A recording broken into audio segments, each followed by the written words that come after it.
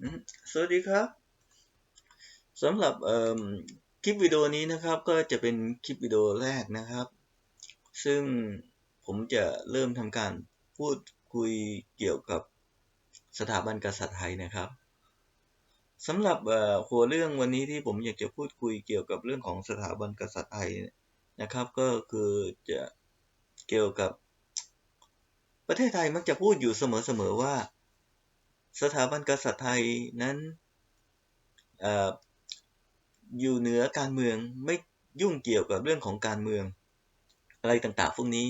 ในทำนองนี้มาเป็นเวลานานปีซึ่งด้วยส่วนตัวของผมแล้วนะครับผมก็บอกว่าผมไม่เชื่อ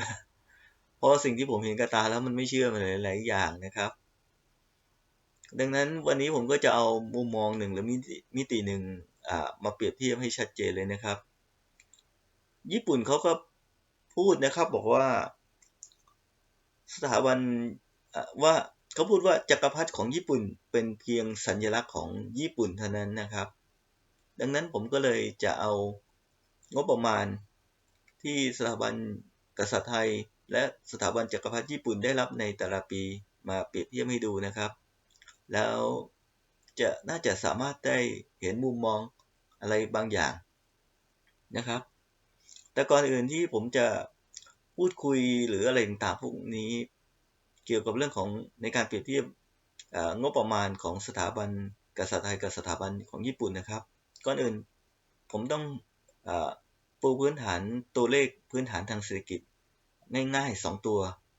ก่อนนะครับก็คือเรื่องของ GDP แล้วก็งบประมาณแผ่นดินก่อนนะครับเพื่อที่จะสามารถทำให้ได้เห็นภาพได้ง่ายขึ้นนะครับอืมขนาด GDP ของประเทศญี่ปุ่นนะครับจะอยู่ที่ประมาณ10010ขอโทษครับขนาด GDP ของญี่ปุ่นจะอยู่ที่155ล้านบาทนะครับในขณะที่ GDP ของไทยจะอยู่ที่ประมาณ15ล้านบาทนะครับเอ่องบประมาณแผ่นดินในแต่ละปีนะครับของญี่ปุ่นจะอยู่ที่30ล้านล้านบาทต่อปีนะครับแต่งบประมาณแผ่นดินของประเทศไทยจะอยู่ที่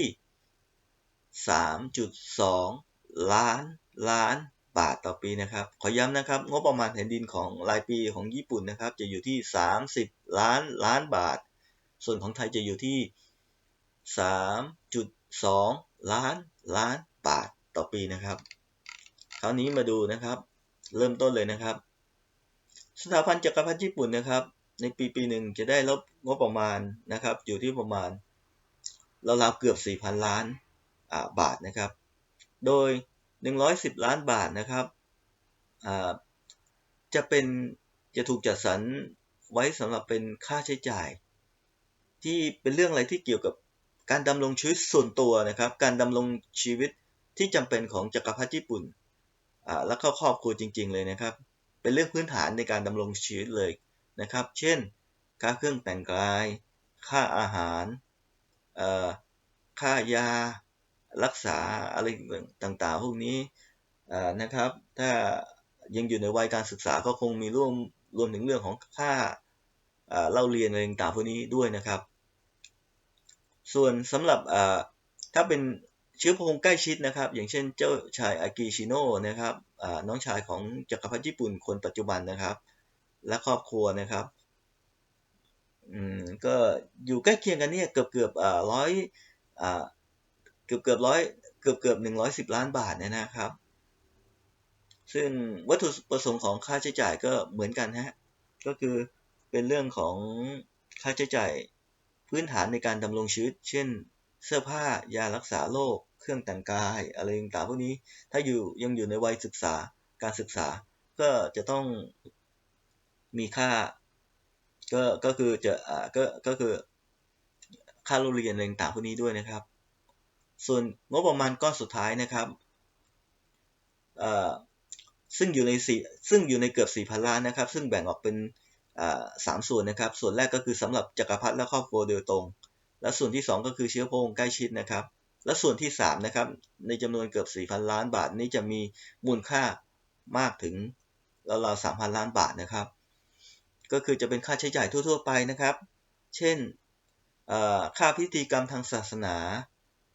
ค่าพิธีการอะไรต่างๆพวกนี้ที่เป็นประเพณีที่จักรพรรดิจะต้องดำเนินการอะไรต่างๆพวกนี้นะครับค่าใช้จ่ายงานเลี้ยงในการต้อนรับแขกเรือต่างประเทศอะไรต่างๆพวกนี้รวมถึงค่าบุคลากรในสำนักพระราชวังซึ่งรวมถึงพวกตำรวจรปภอะไรต่างๆพวกนี้ด้วยนะครับซึ่งเงินทั้งหมดนี้ก็คือเพื่อสำหรับให้สถาบันจักรพรรดิสามารถใช้จ่ายดำรงชีวิตได้อยู่นะครับคราวนี้เรามาดูข้อมูลของทางด้านงบประมาณที่สถาบันกษัตริย์ไทยนะครับได้รับนะครับข้อมูลอันนี้ผมเอามาจาก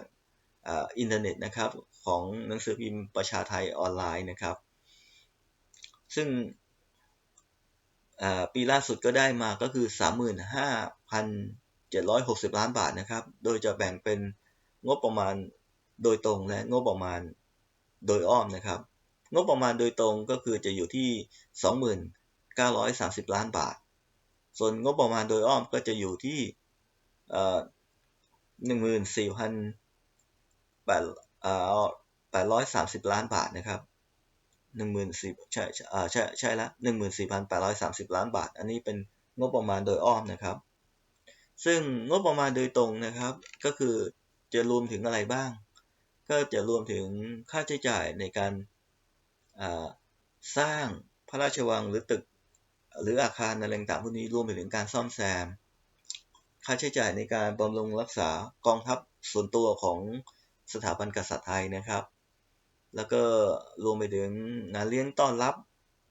แล้วก็ค่าใช้จ่ายในการรักษาความปลอดภัยรวมถึงค่าที่ภาษาลิเกเขาว่าเทิดทูนพระมหากษัตริย์หรือถ้าพูดแบบให้ชาวบ้านเข้าใจง่ายๆก็คือค่าโฆษณาสร้างภาพลักษณ์ให้กับสถาบันกษัตริย์ดูดีนะอะไรแบบนี้นะซึ่งถ้าผมเชื่อว่าทุกคนที่อยู่ในกรุงเทพนะครับยังไงก็คงต้องเคยเจอรถขบวนเสด็จนะครับซึ่งถ้าเป็นขบวนเสด็จของรถขบวนขบวนเสด็จของกษัตริย์นะครับของตัวพระมหากษัตริย์นะครับอย่างน้อยต้องเกิน20คันนะครับคิดว่าตัวเลขนี้นี่ที่ผมพูดคงไม่เกินไปนะครับทุกคนคงน่าจะเห็นด้วยนะครับถ้าใครไม่เห็นด้วยก็บอกมาได้นะครับแต่ถ้าเป็นของพวกเชื้อพระวงศ์ใกล้ชิดก็จะอยู่ที่ประมาณอย่างน้อยที่สุดต้อง10คันขึ้นไปนะถ้าใครไม่เห็นด้วยกับตัวเลขที่ผมพูดมาก็ชี้แจงได้นะครับสามารถแย้งมาได้นะครับแต่จากประสบการณ์โดยตรงของผมนะครับตอนที่ผมเพิ่งมาญี่ปุ่นใหม่ๆนะครับ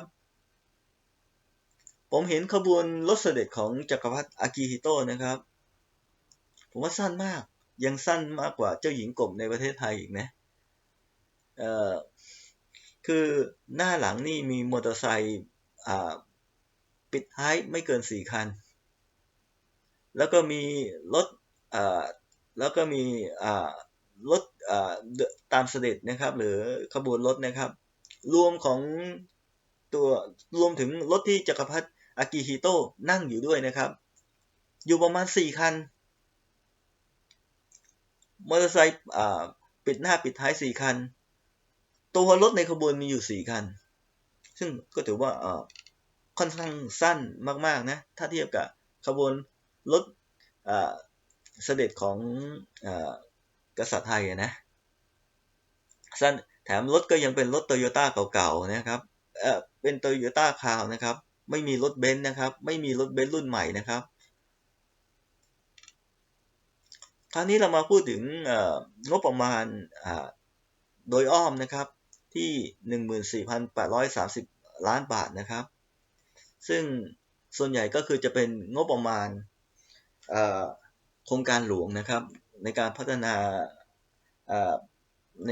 นาชุมชนหรือประเทศชาติอะไรต่างๆพวกนี้ต่างๆเช่นโครงการ To be number one ของเจ้าหญิงอุบลรัตน์นะครับโครงการรักษาพันธุ์พืชของเจ้าหญิงสิรินธรโครงการสัตว์เลี้ยงสุขภาพดีคนปลอดจากโรคพิษสุนัขบ้าของเจ้าหญิงจุฬาภรณ์โครงการเศรษฐกิจพอเพียงของกษัตริย์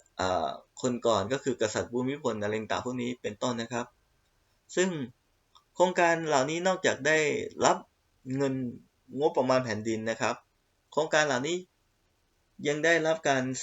สนับสนุนเป็นพิเศษนะครับจากหน่วยงานของรัฐที่ทำงานอะไรต่างๆพวกนี้ในลักษณะใกล้เคียงกันนี้แล้วแถมโครงการหลวงพวกนี้ยังสามารถ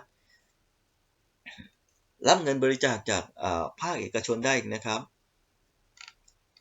เจ้าว่าไปโครงการเหล่านี้นี่เอาเข้าจริงๆมันก็ช่วยสร้างภาพลักษณ์ให้กับบุคคลในสถาบันกษัตริย์โดยใช้เงินของแผ่นดินนะครับไม่ได้ใช้เงินของบุคคลในสถาบันกษัตริย์ไทยเลยนะครับแถมยังสามารถรับบริจาคเงินเข้ามาเพิ่มเติมได้อีกนะครับสามารถรับบริจาคเงินเข้ามาเพิ่มเติมได้อีกนะครับดังนั้นจะบอกว่าในในขณะที่บอกว่าสถาบันจักรพรรดิญี่ปุ่นนะงบประมาณเนี่ยนะครับเอาไว้สำหรับหล่อเลี้ยงให้สถาบันจักรพรรดิญี่ปุ่นสามารถดำรงคงอยู่ได้แค่นั้นเองไม่สามารถที่จะสร้างโพพากันดาหรือการโฆษณาชวนเชื่ออะไรได้มากเท่าไหร่นะซึ่งจักรพรรดิญี่ปุ่น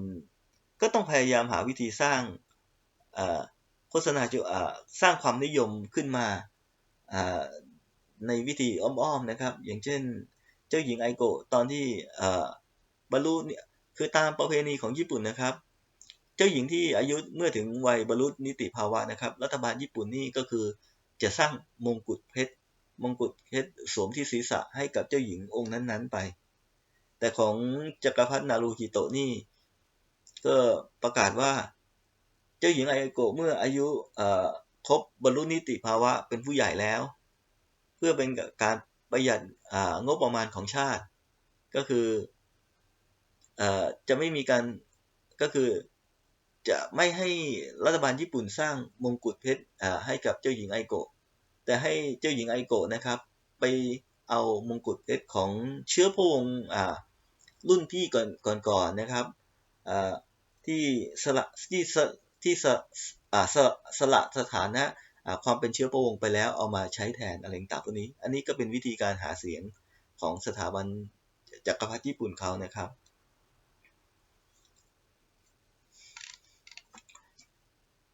ดูซิมีประเด็นอะไรที่ต้องพูดต่อนะต่อมานะครับตลอดระยะเวลาเกือบ8 ปีที่ผมได้อาศัยอยู่ในญี่ปุ่นมานะครับผมไม่เคยเห็นไอ้พวกอะไรที่เป็นลักษณะของซุ้มเฉลิมพระเกียรติสถาบันกษัตริย์ญี่ปุ่นหรือว่าตัวจักรพรรดิญี่ปุ่นเลยนะครับผมไม่อันนี้พูดจากใจจริงเลยนะครับบอกเลยว่าผมไม่เคยเห็นนะแต่ถ้าที่ประเทศไทยนี่ทุกคนก็คงเห็นนะไม่ใช่แค่มีทุกจังหวัดนะคิดว่าต้องทุกอำเภออย่างน้อยต้องทุกอำเภอในประเทศไทยด้วยซ้ำไปอย่างคุณไปอำเภอคุณไปสถานีตำรวจคุณก็เห็นแล้วนะครับว่ามีพานผู้มะเร็งต่างพวกนี้ไหมเวลาถนนสายหลักจะเข้าสู่ตัวถนนสายถนนสายหลักที่กำลังจะเข้าสู่จังหวัดทุกเส้นก็ล้วนแต่ต้องมีซุ้มเฉลิมพระเกียรตินะครับแต่ที่ญี่ปุ่นผมไม่เคยเห็นอะไรแบบนี้นะครับผมไปจังหวัดใกล้เคียงอย่างเช่นไซตามะคานากาวะหรือชิบะอะไรพวกนี้ผมก็ไม่เคยเห็นนะครับ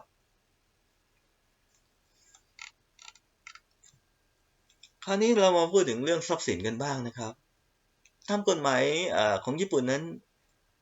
ชี้ชัดอย่างชัดเจนเลยนะครับบอกว่าทรัพย์สินใดๆนะครับในสถาบันจักรพรรดิญี่ปุ่นนะครับถ้าเป็นที่ดินหรือเป็นสิ่งปลูกสร้างเช่นพระราชวังนะครับล้วนแต่ถือว่าเป็นทรัพย์สินของรัฐบาลญี่ปุ่นนะครับเป็นทรัพย์สินของส่วนรวมของประชาชนชาวญี่ปุ่นทุกคนนะครับรวมกันหมดเลยนะครับดังนั้นจักรพรรดิและครอบครัวหรือเชื้อพระวงศ์ใกล้ชิดที่อาศัยอยู่ในพระราชวังเหล่านั้นนะครับไม่ได้อาศัยอยู่ในพระราชวังเหล่านั้นในฐานะเจ้าของนะครับอาศัยอยู่ในพระราชวังเหล่านั้นในฐานะก็คือผู้อาศัยนะครับผู้อาศัยในระหว่างปฏิบัติหน้าที่นะครับถ้าพ้นจากตำแหน่งหรือไม่ได้ปฏิบัติหน้าที่ก็อาศัยไม่ได้นะครับอันนี้คือความแตกต่างกันนะครับ แต่ถ้าเกิดเป็นทรัพย์สินนะครับที่ไม่ใช่อสังหาริมทรัพย์นะครับเช่นเป็นเฟอร์นิเจอร์เครื่องลายคามเครื่องประดับตกแต่งอะไรต่างๆพวกนี้บางส่วนนะครับไม่ใช่ทั้งหมดนะครับก็เป็นของจักรพรรดิหรือเชื้อพระวงศ์ใกล้ชิดก็มีนะครับแต่เนื่องจากว่าตามกฎหมายของญี่ปุ่นนะครับจักรพรรดิญี่ปุ่นนะครับรวมถึงเชื้อพระวงศ์ของญี่ปุ่นทุกคนนะครับต้องเสียภาษีหมดนะฮะทุกคนต้องเสียภาษีหมดนะครับไม่มีข้อยกเว้นนะครับดังนั้นเวลาสมมุติว่าจักรพรรดิองค์หนึ่งเสียชีวิตไปนะครับแล้วจักรพรรดิองค์ใหม่ขึ้นมานะครับเวลาจะรับทรัพย์สินที่เป็นมรดกมานะครับส่วนใหญ่มรดกของใน 70% นั้นส่วนใหญ่นะครับ 70% ของมรดกที่รับมาจักรพรรดิองค์ใหม่จะบริจาคให้กับรัฐบาลญี่ปุ่นหรือเข้าคลังของญี่ปุ่นแทนซึ่ง 70% ที่ว่านั้นส่วนใหญ่ก็จะเป็นพวกภาพวาดลายคามมรดกเครื่องลายคามอาจจะมีเครื่องเพชรด้วยหรือเปล่าอันนี้ผมไม่แน่ใจนะที่คิดว่ามันไม่สำคัญมากหรือว่าเป็นสิ่งของหรือเป็นวัตถุโบราณหรือเป็นอะไรต่างๆที่ว่าก็คือรับมาจากรับมาจากต่างชาติอีกทีหนึ่งที่ภาษาทางจีนก็เรียกว่าเครื่องราชบรรณาการอะไรต่างๆพวกนี้ก็แล้วแต่นะก็คือ 70% ก็อันนี้ก็คือจะบริจาคไปเลยนะไม่ได้เก็บไว้แต่ที่ว่าจักรพรรดิญี่ปุ่นและเชื้อพระวงศ์ญี่ปุ่นจะเก็บไว้แน่นอนก็คือเงินสดเงินก็คือเงินสดแล้วก็พวกหุ้นตามบริษัทต่างๆเพื่อเอาไว้รับเงินปันผลนะครับแต่ถ้าเกิดเป็นพวกอย่างเช่นพวกเครื่องลายคามวัตถุโบราณอะไรต่างๆพวกนี้ถ้าคิดว่าเชื้อพระวงศ์ของสถาบันจักรพรรดิญี่ปุ่นหรือตัวจักรพรรดิญี่ปุ่นคิดว่ามันไม่มีความจำเป็นที่จะบอกว่าจะต้องเก็บไว้เป็นของส่วนตัวนะก็ส่วนใหญ่ก็บริจาคให้กับรัฐบาลญี่ปุ่นไปนะครับเข้าคลังไปแต่คราวนี้เรามาพูดถึงกฎหมายของทรัพย์สินของกฎหมายของสำนักงานทรัพย์สินส่วนพระมหากษัตริย์นะครับโดยเฉพาะยิ่งที่ถูกแก้ไขเพิ่มเติมในปีพุทธศักราช 2560 นี่อันนี้เห็นชัดเจนเลยนะครับอันนี้เขียนไว้ชัดเจนว่าทรัพย์สินทุกอย่างในสำนักงานทรัพย์สินพระมหากษัตริย์ทั้งที่เป็น real estate ก็คือเป็นอสังหาริมทรัพย์นะครับและไม่ใช่อสังหาริมทรัพย์หรือ non real estate นะครับล้วนแต่เป็นทรัพย์สินของกษัตริย์ไทยนะครับซึ่งถามบอกว่ากษัตริย์ไทยต้องเสียภาษีไหมด้วยส่วนตัวของผมคิดว่าไม่น่าเสียนะไม่น่าจะเสียนะเกือบ 100% น่ะที่ผมเชื่อว่าไม่เสียเด็ดขาดเหตุผลที่ผมพูดแบบนี้นี่ผมมีเห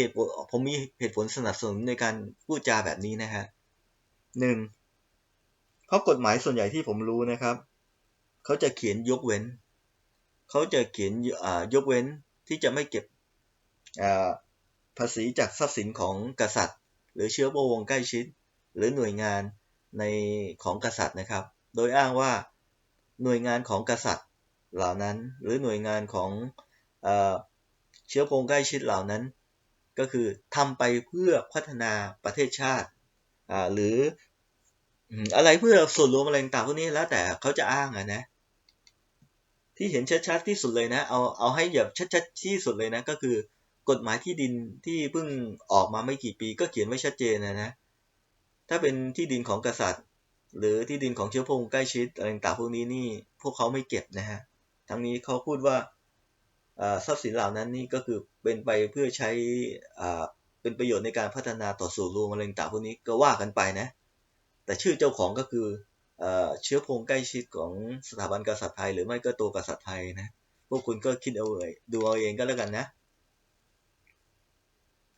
ถามบอกว่าสถาบันกษัตริย์ของญี่ปุ่นถามว่าจักรพรรดิของญี่ปุ่นสามารถ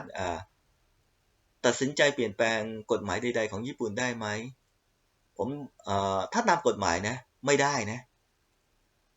no ครับไม่ได้ฮะอย่าว่าแต่กฎหมายของประเทศเลยแค่กฎหมายในสำนักพระราชวังของสถาบันจักรพรรดิญี่ปุ่นจักรพรรดิญี่ปุ่นยังเปลี่ยนแปลงเองไม่ได้เลย ทุกอย่างก็คือจักรพรรดิญี่ปุ่นหรือบุคลากรในสำนักพระราชวังของญี่ปุ่นต้องไปล็อบบี้กับบุคคลของในรัฐบาลญี่ปุ่นเพื่อผลักดันให้มีการแก้ไขให้เป็นไปตามความประสงค์ของเอ่อของบุคคลในสถาบันจักรพรรดิของญี่ปุ่นนะแต่แน่นอนล่ะครับคือเสียงของจักรพรรดิญี่ปุ่นหรือว่าเสียงของบุคคลในสถาบันจักรพรรดิญี่ปุ่นมันก็ต้องดังกว่า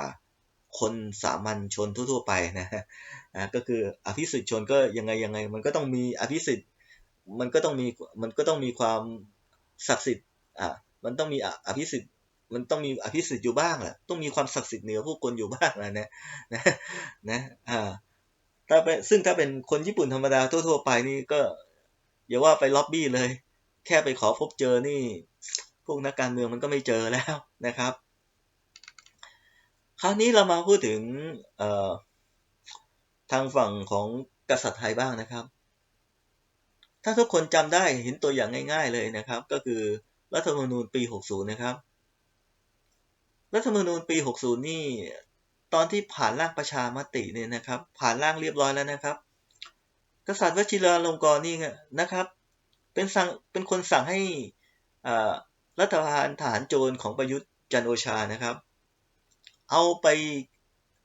แก้ไขในหมวดต่างๆหรือข้อต่างๆที่เกี่ยวข้องกับสถาบันกษัตริย์จนเป็นที่พอใจของกษัตริย์วชิราลงกรณ์นะครับ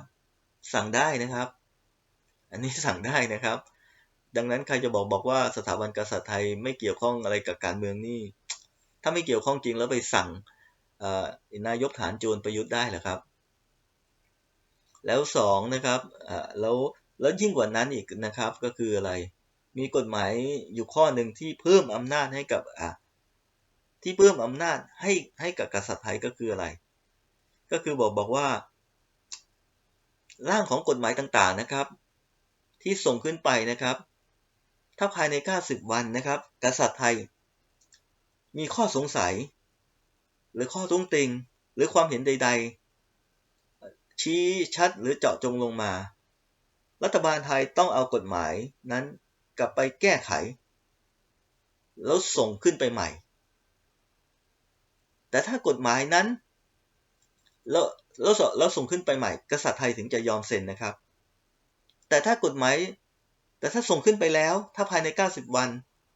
กษัตริย์ไทยไม่ยอมเซ็นกฎหมายนั้นถือว่าเป็นโมฆะนะครับหรือถ้าเกิดจะพูดอีกสมมุติเหตุการณ์หนึ่งนะครับกฎหมายก็คือส่งขึ้นไปตั้งแต่แรกนะร่างกฎหมายนั้นส่งขึ้นไปตั้งแต่แรก90วัน